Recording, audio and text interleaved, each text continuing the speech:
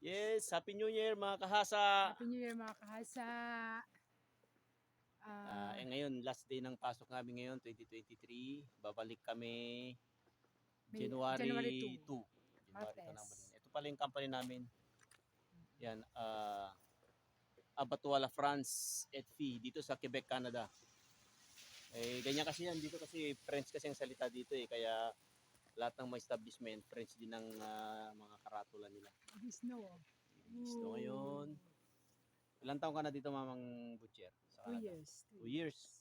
Ako naman, dati kasi galing na ako dito 2016, nag-butcher na ako dito ng 2 years, tapos puwi ng Pilipinas, after ng contract, tapos bumalik ulit ako after pandemic, 2021. So, bali pangalawang company ko na to. Kaya, yan. Kumusta naman ang pagiging butcher, Mama? Mahirap. Siyempre, mahirap. Pero sa una. Pero ngayon okay na. Hindi, sa una lang yan mahirap, pero patagal ng patagal, pahirap na lang, pahirap naman.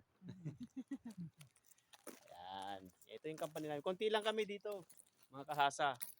40 lang kami dito na empleyado. Mostly, 4 kaming Pilipino.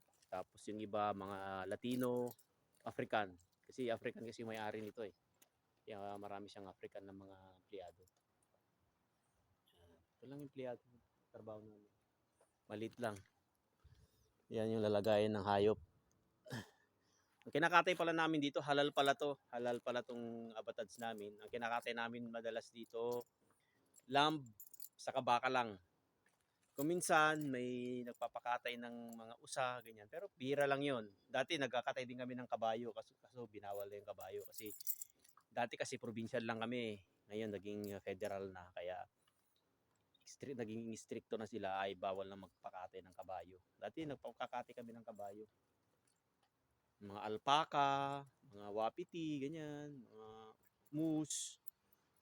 Ano pa yung mga kinakatay natin, Mama? Yung parang kabayo? Ay, parang kalabaw? Bison. Bison, yun, mga bison. Kakatay din kami dito. Kaya halo-halo ang katay namin. Pero mostly, lamb lang saka baka ang kinakatay talaga namin dito.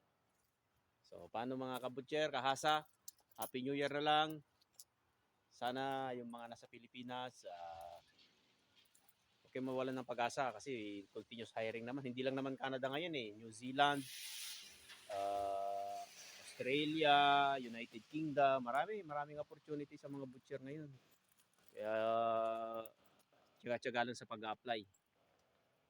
So God bless us all mga kabutcher, kahasa. Peace. Bye-bye.